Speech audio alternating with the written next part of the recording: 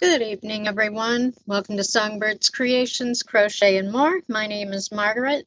I'd like to welcome you into the Songbird's Nest. I hope that you'll enjoy the live stream tonight. And what we're going to create tonight is a Victorian style beaded glass ornament.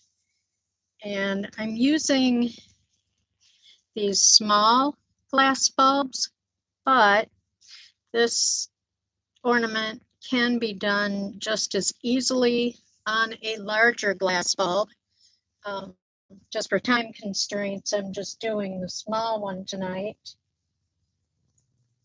But as you can see, I have done some larger ones, and so it can, you can easily use the idea for a large glass bulb as well. Hello, Carla. Nice to see you. Hey, Michelle. Nice to see you too. So happy you're here. I know it's kind of pushing it a little late for you, isn't it? So let's go ahead and jump right into what we're doing. I did put the items needed to create this ornament on my community tab, but I'll just run through and show you everything that I am using to make this ornament. So let me just go ahead and move the camera down and we'll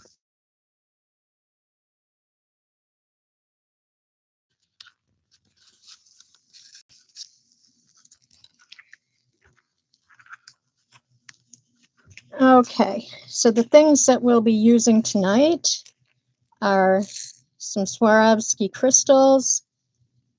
These are 4mm crystals.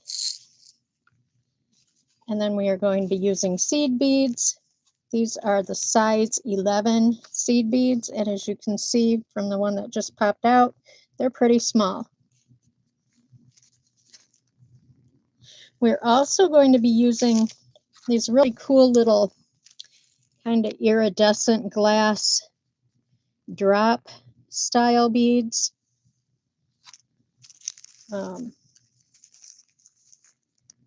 Yeah. So, and then of course the little glass globe. It is a 40mm. I think I picked these up at Hobby Lobby, and I probably got them at the end of the season, so I'm sure that they were marked way down on the box. It said $9.99, but I know I would not have paid $9.99 for these, so I'm sure I got them at least 50% off, if I know me. And then of course we will need a beading needle and some very fine beading thread. Now the thread that I really love to use is called Fireline. This says it's from Beadsmith, but let me tell you a little secret. This is actually was created for fishing line. And I bought some years ago. In fact, I had the guy that owned the shop order me the crystal, and it was so much cheaper to order it through him. I was able to order 2 of the big, I think they were 125 yard spools that I got for maybe 15 bucks a piece. So I ordered 2 of them, needless to say. But yeah, so when I run out of this, I will definitely be going over to Walmart and getting some from there rather than trying to order it from a beadwork site, because they know they have you over a barrel and they will charge you like that. And then of course you'll need a pair of scissors to cut thread with. Yes, please, I appreciate that, Michelle. Please make sure to hit the like button.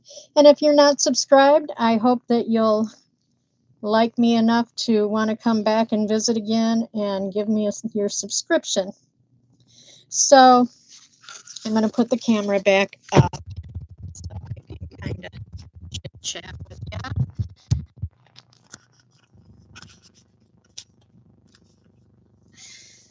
And focus, focus, focus.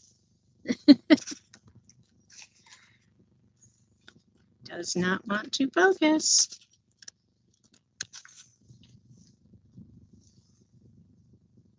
There it goes. Okay. So the first thing I'm going to do, of course, is get some thread started. So what I normally do is I pull off about my wingspan worth of thread.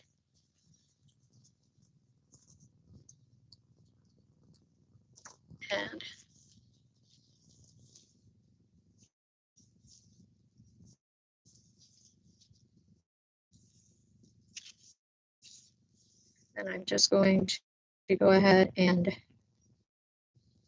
thread it through my needle.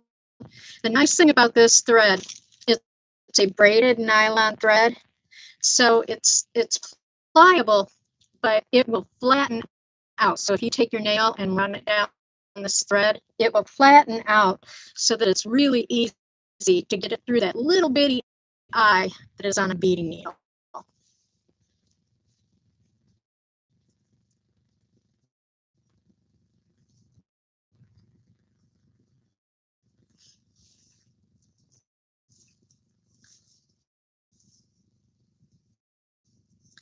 So once again, I am going to move the camera back down so you can see what I've got in.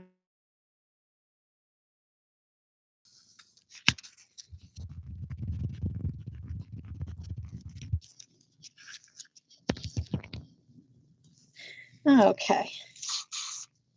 So I'm going to go ahead and put one bead on. And what I normally do is I will take this down to where I have a tail, probably 4 or 5 inch tail left on my beading thread. And then I'll run back through the same bead again and pull it tight.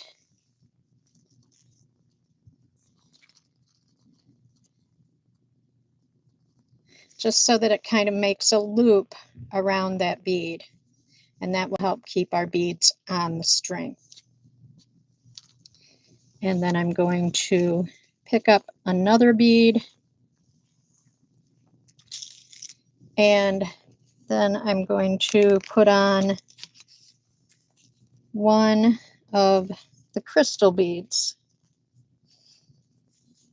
And I had to laugh. I was working earlier on one of these, and I had some beads poured out on this plate, and the static electricity in the beads and the plate, every time I'd go to try and pick up a bead, it literally was running away from me across the plate. It was cracking me up. So I don't think I'm going to dump any on the plate this time.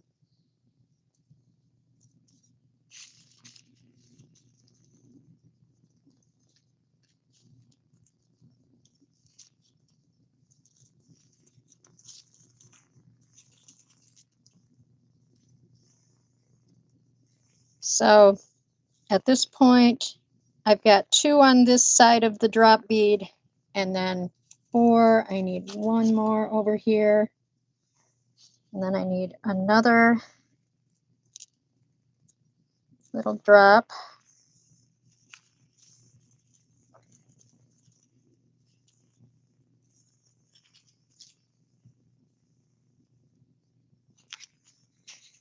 And then we'll do 5 of the dark blue again.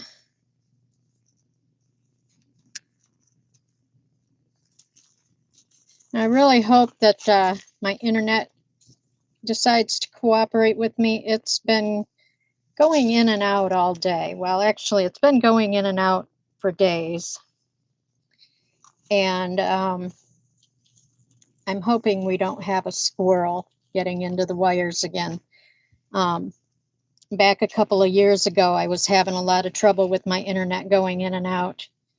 And I had to have AT&T out to my house, I kid you not, probably 4 times. And they checked everything. I mean, they checked in the house, they checked my wire from the pole to the house, and they replaced a few things, and nothing worked. Well, then the internet went out completely, and I had to call him back again. Well, the guy got here, and he was walking around the side of the house to go out back and check the wires out back again. And the lady next door came out and said, "Are you here to fix our internet?" And it was like, aha, so it's not just me. So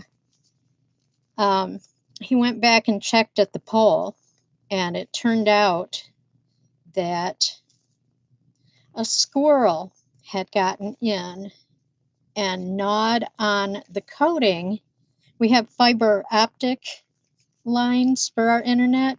So a squirrel had gotten in and chewed on the coating of the fiber optic line, which allowed water to get in to the fiber optics. And apparently water and fiber optics don't mix real well. So, yeah. So what he ended up doing, because at that time I was working from home, and not having any internet was really messing me up, because obviously if I don't have internet, I can't work.